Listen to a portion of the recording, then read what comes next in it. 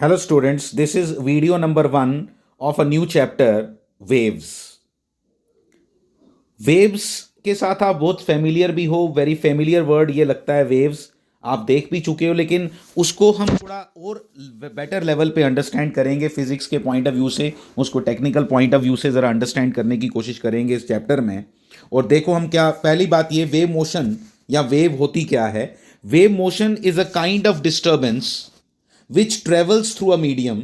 मतलब क्या है, ये एक डिस्टर्बेंस है जो आप एक पॉइंट पे क्रिएट करते हो, वो ट्रेवल करती है मीडियम में। कैसे ट्रेवल करती है? आप एक पार्टिकल को डिस्टर्बेंस क्रिएट करते हो, लेकिन एक पार्टिकल के डिस्टर्बेंस क्रिएट करने से वो डिस्टर्बेंस जो है वो आगे आगे आगे आगे आगे जाती जाती है, फ्रॉम पार्टिकल टू पार्टिकल। मैं रीड कर रहा हूं फिर से। A wave motion is a kind of disturbance which travels through a medium due to the repeated vibrations of the particles of the medium. पहली बात ये कि उसकी वाइब्रेशंस के कारण, वाइब्रेशंस होती हैं पार्टिकल्स की about their mean position. The disturbance being handed over from one particle to the next. एक पार्टिकल से नेक्स्ट पार्टिकल पे वो डिस्टर्बेंस सिर्फ ट्रेवल करती है, मीडियम ट्रेवल नहीं करता। इसकी एग्जांपल एक अंडरस्टैंड करते हैं। देखो ज़रा, ये एक एग्जांपल मैंने यहाँ ली है। आप देखो यहाँ पे एक छोटा सा वीडियो टाइप GIF है ये। आप इसको देखोगे क्या क्या है यहाँ पे। ये पानी को कैसे, ये बहुत बार आपने खुद फील किया हुआ, इसीलिए मैंने ये GIF लगाया है यहाँ पे। क्या कि आपने पानी के एक पार्टिकल को डिस्टर्ब किया, यहाँ पे आपने एक पार्टिकल को डिस्टर्ब किया, ठीक है। एक सेकेंड। और डिस्टर्बेंस क्रिएट करने के कारण अल्टीमेटली क्या हुआ, आपने एक पार्टिकल को डिस्टर्ब किया, आपको ये वेव बाहर की तरफ जाती हुई नजर आ रही है, ठीक है। आपको ये वेव जो है वो बाहर की तरफ जाती हुई नजर आ रही है। आप देख सकते हो यहाँ, ये जो बाहर की तरफ ये जो सर्कल सर्कल बन रहे हैं, यहाँ से ये क्रिएट हुई, ये क्रिएट होके ये बाहर बाहर बाहर बाहर की तरफ ये जाती जा रही है। तो ये अल्टीमेटली ये वाटर नहीं बाहर की तरफ फैल रहा है। ये बेसिकली क्या है कि आपने एक पार्टिकल को डिस्टर्ब किया। आप देखो, आप एक पार्टिकल को डिस्टर्ब कर रहे हो, आपने एक पार्टिकल को मोशन दी, आपने एक पार्टिकल को एनर्जी दी, लेकिन वो एनर्जी उस पार्टिकल से, उसके साथ कनेक्टेड जितने भी पार्टिकल्स हैं, वो आगे आगे आगे आगे उसको ट्रांसफर होती गई, और अल्टीमेटली ये क्या बन गई आपकी, दिस इज द वेव। ये आपकी वेव मोशन है जिसको आपने अच्छे से अंडरस्टैंड करना है इस चैप्टर के अंदर। और ये इसको अच्छे अच्छे से अंडरस्टैंड करो। आप देख सकते हो, ये देखा भी हुआ है आपने, ये मेरे को पिक्चर दिखाने की ज़रूरत नहीं है, आप इसको खुद ही विजुलाइज कर सकते हो। ये बहुत बार आपने ये इस तरह के ऐसे कुछ भी, कभी भी आप वाटर को ऐसे टच करोगे तो उसके पार्टिकल को आपने जब टच किया, आपने उसको डिस्टर्ब किया, उसके साथ कनेक्टेड जितने भी वाटर के पार्टिकल्स थे, उस पार्टिकल ने बाकी पार्टिकल्स को भी मोशन दी, और अल्टीमेटली सब्सिक्वेंटली ये मोशन आगे आगे आगे आगे फैलती गई। तो हमने क्या बोला कि वेव क्या है, अभी तक क्या समझा, डिस्टर्बेंस का एक पार्टिकल से दूसरे पार्टिकल की तरफ जाना, बट बेटर वर्ड क्या होगा, एनर्जी का ट्रांसफर होना। सो वेव जब भी मोशन में है, इसका मतलब यह हुआ कि एनर्जी जो है वो एक जगह से दूसरी जगह पे जा रही है। जो है, वेव का मोशन होना मतलब एनर्जी का ट्रांसफर होना। Wave means energy transfer. ये आपने बात इधर से अंडरस्टैंड करनी है। तो इसीलिए मैं यहां पे लिख दूंगा। तो actually wave is transfer of energy. Wave is transfer of energy from one point two another. ठीक है, आप देख सकते हो यहां पे मैंने आपको बताया ना, आपने एनर्जी कहां दी थी, इस पर्टिकुलर पॉइंट पे। आपने एनर्जी दी इस पर्टिकुलर पॉइंट पे, आपने एनर्जी इधर इधर दी, इस पार्टिकल को एनर्जी। अगर एनर्जी इस पार्टिकल को दी, इसके साथ साथ वाले जितने भी पार्टिकल्स थे उन सबको वो एनर्जी ट्रांसफर होती गई, और अल्टीमेटली वो एनर्जी जो ट्रांसफर होती गई इन सब पार्टिकल्स को, वो मुझे क्या दिखाई देती है, वो मुझे एक वेव जैसी दिखाई देती है। हमने कोई वाटर को स्प्लैश करके ऐसे नहीं फेंका कि पानी बाहर की तरफ जाए, हमने सिर्फ डिस्टर्ब किया एक पार्टिकल को, और एक पार्टिकल के डिस्टर्बेंस के कारण ये वेव मोशन क्रिएट हुई। इसलिए wave is the transfer of energy from one point two another point.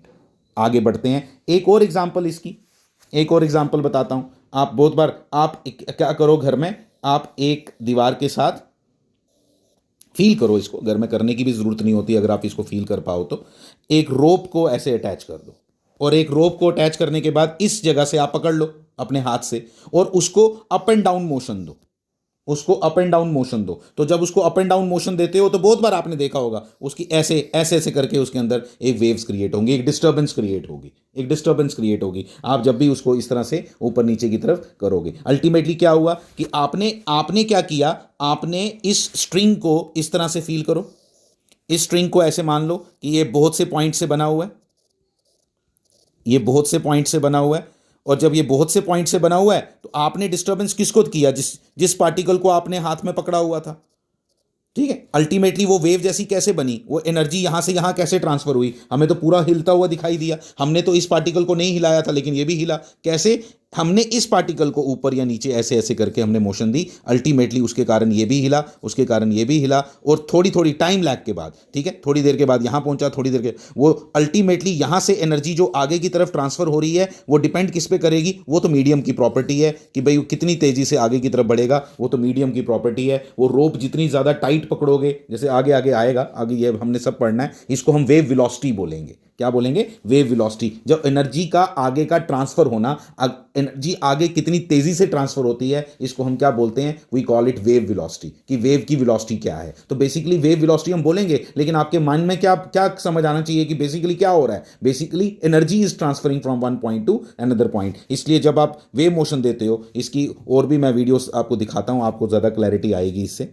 ये वही जो रोप की एग्जांपल है जो मैंने आपको अभी बताई कि आपकी रोप है जिसमें आप ये अपने हाथ से, आप देख सकते हो यहाँ पे, ये हाथ से आप पार्टिकल को मोशन दे रहे हो। तो पार्टिकल को मोशन देने पे क्या होगा, देखो मैं बताता हूँ आपको। ये देखो, इसको इसको देखो, ये देखो, ये किस तरह से पार्टिकल्स को आप एक ही पार्टिकल को मोशन दे रहे हो, आप एक ही पार्टिकल, आप ध्यान से देख सकते हो आपके हाथ में एक ही पार्टिकल है, आप एक पार्टिकल को ऊपर नीचे कर रहे हो, आप एक ही पार्टिकल की एसएचएम कर रहे हो, आप एक ही पार्टिकल को एसएचएम दे रहे हो। एक्चुअली आप देखो ध्यान से इसको, आप एक ही पार्टिकल को एसएचएम दे रहे हो और अगला वो देखो एसएचएम ही है ना, ये एक मेन पोजीशन के ऊपर ऊपर नीचे कर रहा है। और जो शक्ल बन रही है इसकी वो बिल्कुल साइन वेव जैसी शक्ल बनती है, इसकी जो शेप बनती है वो बिल्कुल साइन वेव जैसी शेप बनती है। देखो ध्यान से इस चीज को अच्छे से फील करो आप। ये रेड डॉट इसने यहां पे बनाया हुआ, रेड डॉट बीच में, ये रेड डॉट को की देखो, क्या ये आगे बढ़ रहा है, आगे नहीं जा रहा, वो अपनी पोजीशन पे ऊपर नीचे जा रहा है, अपनी पोजीशन पे ऊपर नीचे जा रहा है। You can see this, you can see this, yes yes, this this,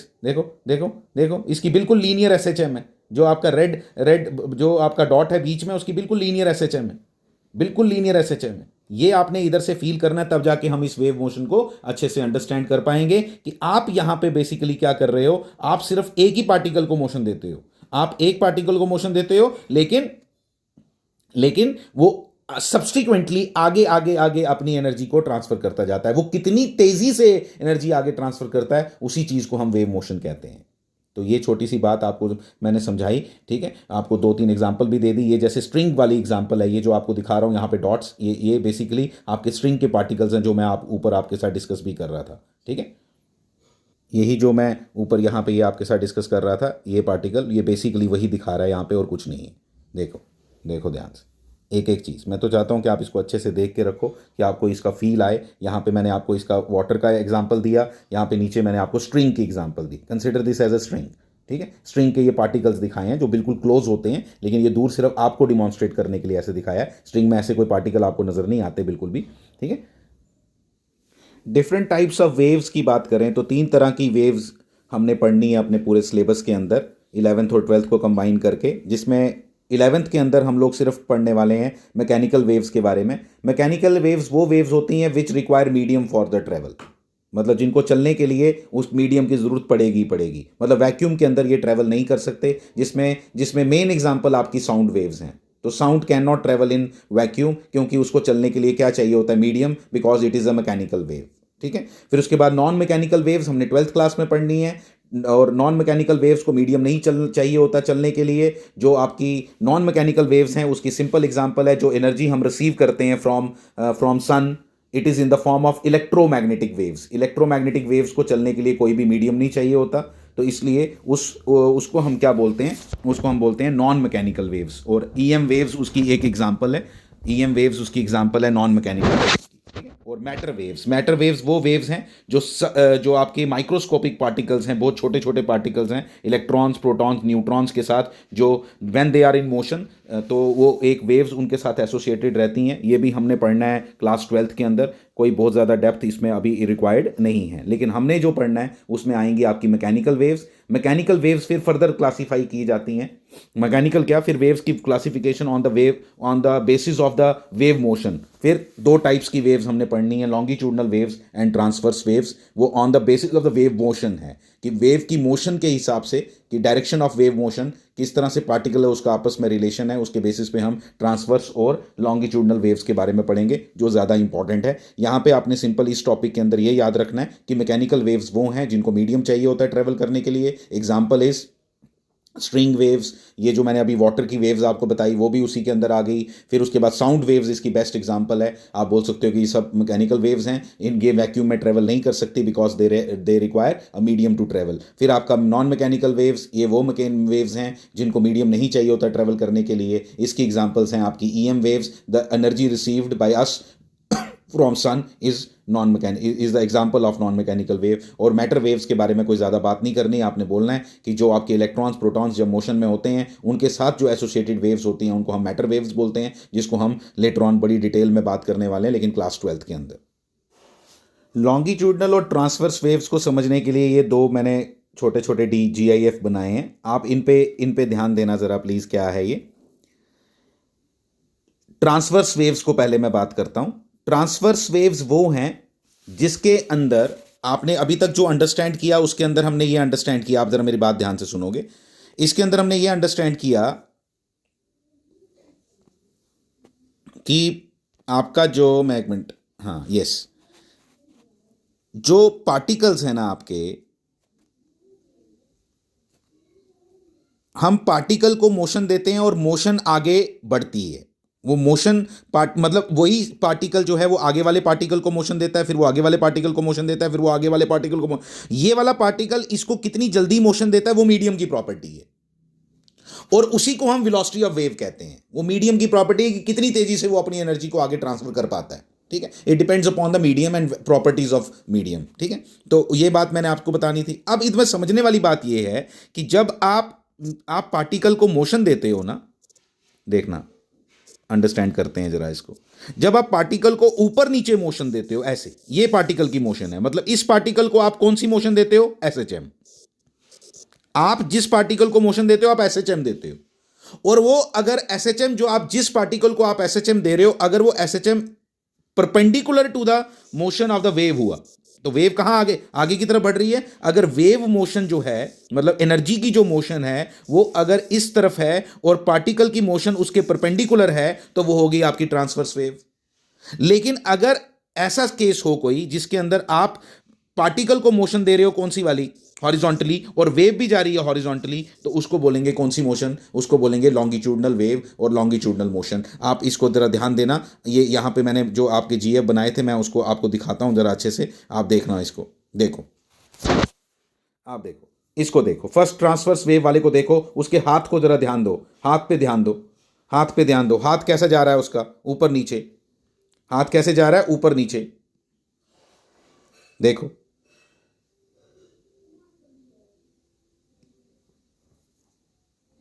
देखो, देखो ध्यान से, ये देखो, यस।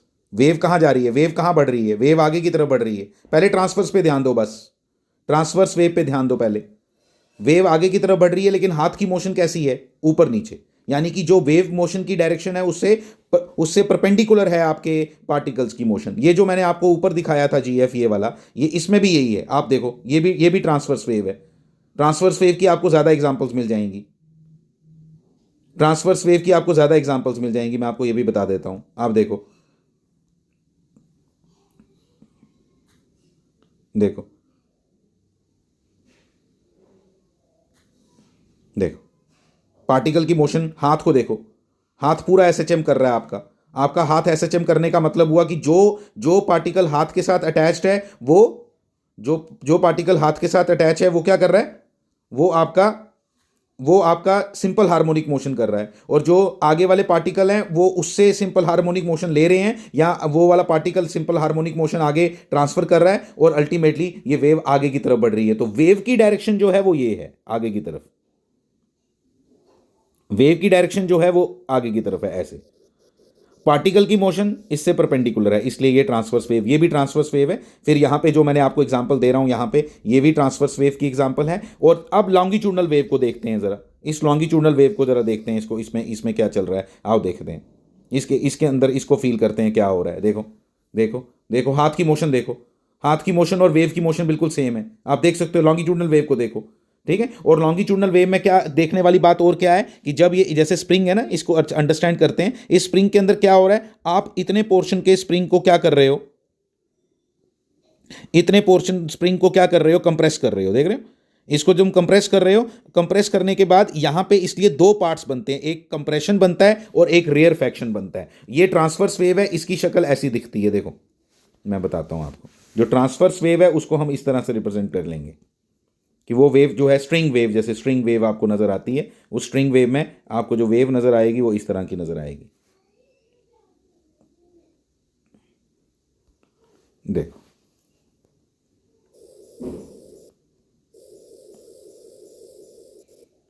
ऐसे,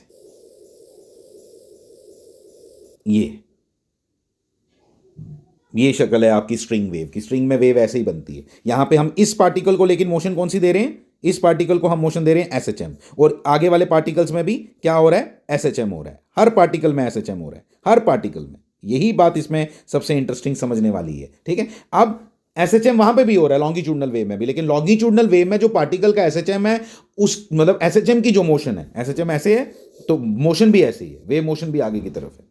ये इसमें बात अब सबसे अच्छी अंडरस्टैंड करने वाली है। अब ये आ गया। अब मैं आपको बताता हूं लॉन्गी, अब इसको, ये ट्रांसवर्स वेव आ गई, लेकिन जब हम लॉन्गिट्यूडनल वेव्स की बात करते हैं ना, जैसे मैंने यहां पे ये लॉन्गिट्यूडनल वेव बनाई, इसके अंदर ये आपका पार्ट जो है ये कंप्रेशन हो गया, ये कंप्रेशन है। और ये वाला पोर्शन है, ये आपका रेयर फैक्शन है, ये रेयर फैक्शन है। और ये हो गया compress portion, this is called compression. तो इस तरह से कंप्रेशन एंड रेयर फ्रैक्शंस यहां पे क्रिएट होते जाएंगे जैसे जैसे आप पार्टिकल्स को मोशन देते जाओगे। एक बार एसएचएम करोगे तो एक वेव क्रिएट होगी, ठीक है, फिर वो वेव आगे की तरफ बढ़ेगी। तो ये थी इसके बेसिक कहानी, इस वेव मोशन को लेके जो जो बेसिक बातें आपके साथ करनी थी, ठीक है, ये है। अब कुछ इसके ऊपर ना हम लोग क्या, इसमें कुछ टर्मिनोलॉजी हम यूज़ करते हैं, उस टर्मिनोलॉजी को ज़रा अच्छे से अंडरस्टैंड करते हैं, क्या क्या बातें हम करने वाले हैं। इसकी टर्मिनोलॉजी को, एक एक चीज़ को ज़रा मैं अच्छे से आपको समझाता हूँ कि क्या क्या इसके अंदर चलता है और कैसे कैसे हम जो टर्म्स इसके अंदर यूज़ करने वाले हैं, इंपॉर्टेंट हैं वो, ठीक है, इंपॉर्टेंट हैं बिल्कुल वो टर्म्स। अब देखो जरा क्या, पहली चीज मैं आपको ना जरा एक कंप्रेशन और रेयर फ्रैक्शन वाली डायग्राम बना के दिखाता हूँ। लॉन्गिट्यूडनल वेव को दिखाने का ये एक और तरीका है, देखो कैसे, ये देखो कंप्रेशन रेयर फ्रैक्शंस कैसे लिखा है। ये एक सिलेंडर है और एक पिस्टन, बहुत लंबा सिलेंडर है और यहाँ पे ये पिस्टन है। हम जब पिस्टन को यहाँ पे धकेल रहे हैं, जब हम पिस्टन को यहाँ धकेलते हैं आगे की तरफ, तो क्या होता है, ये कंप्रेशन यहाँ क्रिएट होता है। फिर यहाँ पे क्या क्रिएट हो रहा है, rarefaction. Rarefaction spelling है RAREFACTION, रेयर फ्रैक्शन नहीं, रेयर फैक्शन और कंप्रेशन, ठीक है। और यहाँ पे ये इस तरह से, ये कंप्रेशंस एंड रेयर फैक्शंस आपको मैंने डायग्राम्स इसलिए बनाई हैं कि आपको याद रहे, आपको समझ आए कि बेसिकली जब मैं आगे बात करूंगा कंप्रेशन रेयर फैक्शन की, तो आपको क्लियर होना चाहिए कि हम किस चीज़ को लेके बात कर रहे हैं, ठीक है। तो this is a type of this is a longitudinal wave. ये लॉन्गिट्यूडनल वेव के बारे में बात थी। ट्रांसवर्स वेव्स एक्चुअली देखने में ज़्यादा सिंपली, आपको स्ट्रिंग वेव एक एग्जांपल है आपके सीधा सीधा किसकी, ट्रांसवर्स वेव्स की, ठीक है। हम आगे बढ़ते हैं, आगे हम कुछ डेफिनेशंस करने वाले हैं वेव मोशन के ऊपर। कुछ डेफिनेशंस, जिसमें से फर्स्ट डेफिनेशन है एम्पलीट्यूड की। It is the maximum displacement suffered by the particles of the medium about their mean position, ठीक है। इसको हम रिप्रेजेंट ए के साथ करते हैं, इट इज रिप्रेजेंटेड बाय ए, लिख लेते हैं यहाँ, it is denoted by A, by capital A. अब मैं आपको बताता हूँ कैसे, ठीक है, आप समझते हैं। अभी मैंने आपको पार्टिकल्स की बात बताई थी, यहाँ देखते हैं ये वाले पार्टिकल। इस पार्टिकल को आपने जो मैक्सिमम डिस्प्लेसमेंट दी, इस पार्टिकल को जो आप मैक्सिमम डिस्प्लेसमेंट दे रहे हो ऊपर की तरफ, क्योंकि पार्टिकल को आप मोशन कौन सी दे रहे हो, आप अपने हाथ से जो मोशन देते हो वो कौन सी देते हो, ये एसएचएम। तो ये इसका जो एसएचएम का एम्पलीट्यूड है वही एम्पलीट्यूड उसी को बोलते हैं। लेकिन वेव की टर्म्स में जब हम बात करते हैं ना, तो जब ये वेव हमें बनती दिखाई देती है ना, ये ऐसी बनती है ना, इसमें ये इसका एम्पलीट्यूड है, दिस इज द एम्पलीट्यूड, ठीक है, तो ये इस तरह से दोनों लैंग्वेज में आपको पता चलना चाहिए, पार्टिकल की लैंग्वेज में भी और वेव की लैंग्वेज में भी। जब आपको वेव बनती दिखाई दी, जब ये वेव बनती दिखाई दी, ये वेव बनी ना यहाँ, ये देखो, ये जितनी ऊपर जा रहा है, ये पार्टिकल, हर एक पार्टिकल सेम लेंथ पे ऊपर जाता है, सेम सेम लेवल पे ऊपर जाता है हर पार्टिकल। वो सबसे ज्यादा कितने ऊपर जा सका, ठीक है, ये जो आपको दिखाई दिया यहाँ, ये यहां से आपको जो दिखाई दिया, आप देख सकते हो ये कितना ऊपर गया। This is called amplitude. यहाँ पे ये वो एसएचएम की लैंग्वेज में बात करें तो ये आ गया वो एसएचएम में एम्पलीट्यूड। देखो अब आगे एम्पलीट्यूड पता चल गया, ठीक है। अब टाइम पीरियड की लेके बात करते हैं।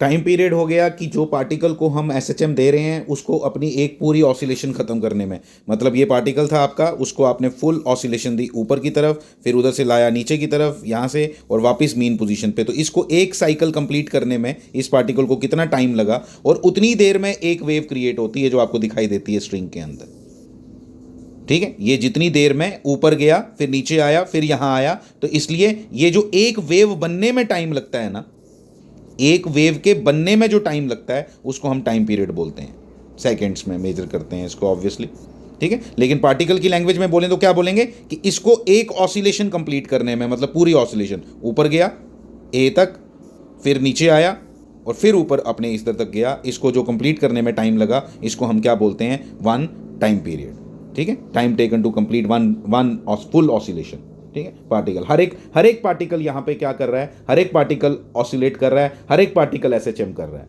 ठीक है। इसके अंदर बहुत से पार्टिकल एसएचएम कर रहे हैं। जो इससे पिछला टॉपिक था उसके अंदर हमारा एक पार्टिकल एसएचएम हम पढ़ रहे थे, ये मल्टीपल एसएचएम एक साथ हो रहे हैं, बहुत से एसएचएम एक साथ हो रहे हैं, बहुत से पार्टिकल के। आप देख सकते हो, मैंने आपको पहले ही बताया, बार बार ये बता रहा हूँ, इस डायग्राम को आप देख सकते हो बड़े अच्छे से, जहाँ आपको दिखाई देगा, ये देखो, ये देखो, हर एक पार्टिकल, एक एक पार्टिकल, जितने पार्टिकल यहाँ, हंड्रेड्स ऑफ पार्टिकल यहाँ दिख रहे हैं इस डायग्राम के अंदर, उसमें देखो आप, हर रेड पार्टिकल एक अलग से दिखाया था, वो पार्टिकल भी क्या कर रहा है, वो पार्टिकल भी आपका क्या कर रहा है, बेसिकली वो भी एसएचएम करता है, वो भी एसएचएम करता है। यही हमने यहाँ समझना है, ठीक है। यही इसकी सबसे खास चीज़ है कि बहुत से एसएचएम एक साथ हो रहे हैं, एक एक करके, एक एक चीज़ करके। नेक्स्ट डेफिनेशन है wavelength. It is the distance covered by the wave during the time. मतलब आप वो स्ट्रिंग की एग्जांपल देख सकते हो, ठीक है। क्या, जितनी देर में इस पार्टिकल ने एक ऑसिलेशन कंप्लीट की, यहां जाके वापस आके यहां से यहां आया, उतनी देर में ये पार्टिकल जो है उसने ऑसिलेट किया, इतनी देर में distance covered by the wave ने कितना डिस्टेंस कवर किया, जितनी देर में इसने अपना मोशन कंप्लीट किया। जैसे जैसे इसकी मोशन स्टार्ट हुई, इसने आगे वाले को ट्रांसफर कर दी हुई है, लेकिन इतनी देर में वेव ने कितना ट्रेवल किया, इसको देर कितनी लगती है ये कंप्लीट करने में, ये ऑसिलेशन कंप्लीट करने में, दैट इज टाइम पीरियड। उतनी देर में एक वेव बन जाती है। अभी मैंने बताया था, दिस इज अ टाइम इतना टाइम लगा इसको क्रिएट करने में, और ये जो बनी इसको हम क्या बोलते हैं, इसको बोलते हैं वेवलेंथ। जो आपको दिखाई देती है, ये दिखा आपको स्ट्रिंग के ऊपर, ये ऐसा ऐसा स्ट्रक्चर बना हुआ, और ये जो आपको एक दिखा, इसको आप क्या बोलते हो, वेवलेंथ। ये डायग्राम आपके दिमाग में बिल्कुल बैठनी चाहिए। ये मीटर्स हैं और ये सेकेंड्स हैं, और इसीलिए अगर मैं वेलोसिटी की बात करूं, अगर मैं वेलोसिटी ऑफ द वेव की बात करूं, यहीं से इन दोनों डेफिनेशंस को यूज करके, velocity of the wave will be equal to lambda upon T. देखो कितना इजी है, मीटर पर सेकेंड, मीटर पर सेकेंड, ठीक है। कितना टाइम लगा एक वेव बनाने को, और एक वेव कितनी बड़ी बनी, कितनी लेंथ की बनी, एक वेव कितनी लेंथ की बनी इज लैम्डा। एक वेव को बनाने में कितना टाइम लगा इज टी। इसलिए फॉर्मूला क्या बन गया, लैम्डा अपॉन टी, या लैम्डा न्यू होता है फ्रीक्वेंसी, 1 अपॉन टाइम पीरियड को न्यू बोलते हैं, ठीक है। यहां से एक छोटी सी बात आपको और बता दी, वेव वेलोसिटी के बारे में भी बात कर ली। It is the distance between the two nearest particles. और दूसरी डेफिनेशन वेव, इसकी वेवलेंथ की, क्या, ये आपको एक वेव बनती हुई दिखाई दे रही है स्ट्रिंग के ऊपर, ट्रांसवर्स वेव है ये। वो कहता है कि ऐसे दो पार्टिकल, जैसे ये वाला पार्टिकल और ये वाला नियरेस्ट पार्टिकल, बिल्कुल सेम फेज में ट्रेवल कर रहे हैं, बिल्कुल साथ में। ये ऊपर जाता है, जिस स्टेज पे ये सबसे ऊपर पहुंचा ये भी ऊपर पहुंचा, जब ये नीचे पहुंचता है तो ये भी नीचे पहुंचता है। तो ऐसे पार्टिकल्स के बीच के डिस्टेंस को हम लैम्डा बोलते हैं। इसके पार्टिकल्स के बीच के डिस्टेंस को हम लैम्डा बोलते हैं। ठीक है, ये भी बात आपने अंडरस्टैंड करनी है। इसको लैम्डा बोलते हैं। लैम्डा आप इसको भी बोल सकते हो, इसको भी बोल सकते हो। देखो मैं आपको बताता हूं, ध्यान से देखना।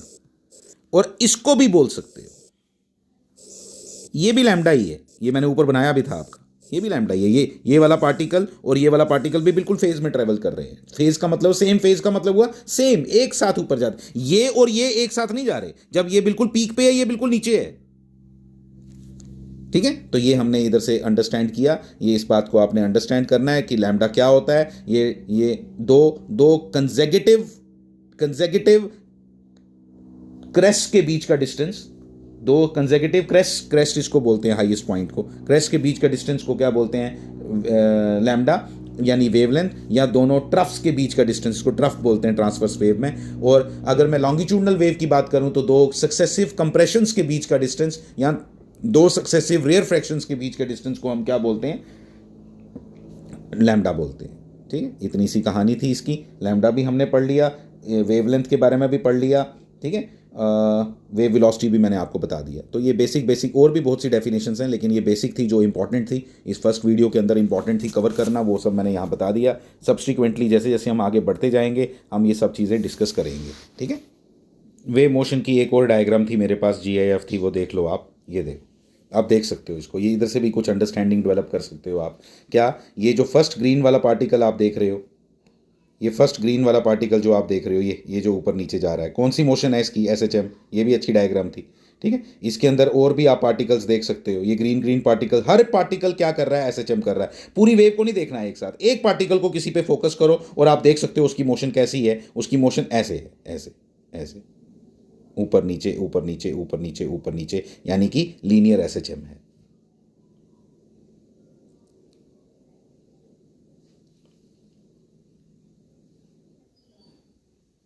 ये देखो एक और डायग्राम जिसमें वेवलेंथ के बारे में बताया है, आप देख सकते हो। देखो कितनी इंटरेस्टिंग है ये भी। देख आप इसमें क्या देख रहे हो, वही ये मोशन इसकी, ये जो पार्टिकल, फर्स्ट पार्टिकल आपका ये वाला, इसकी कैसी मोशन है, SHM। वेवलेंथ क्यों बनाई है इसने इस तरह से आगे करके दिखा रहा है, इसलिए रीजन दिखा रहा है कि आपको जरूरी नहीं है कि दो क्रेस्ट और दो ड्रेफ्ट्स के बीच में, दो पार्टिकल उठाओ, नियरेस्ट टू पार्टिकल्स, ध्यान से सुनना, ऐसे दो नियरेस्ट टू पार्टिकल्स जिनकी मोशन बिल्कुल आइडेंटिकल है। दे आर, क्या क्या लिखा था हमने, it is the distance between two nearest particles of the medium which are vibrating in the same phase. Which are vibrating in the same phase का मतलब हुआ बिल्कुल एक साथ ऊपर नीचे बिल्कुल एक साथ चलते हैं। दोनों का प्लस ए एक ही टाइम पे आता है, दोनों का माइनस ए एक ही टाइम पे आता है, दोनों का मीन एक ही टाइम पे आता है।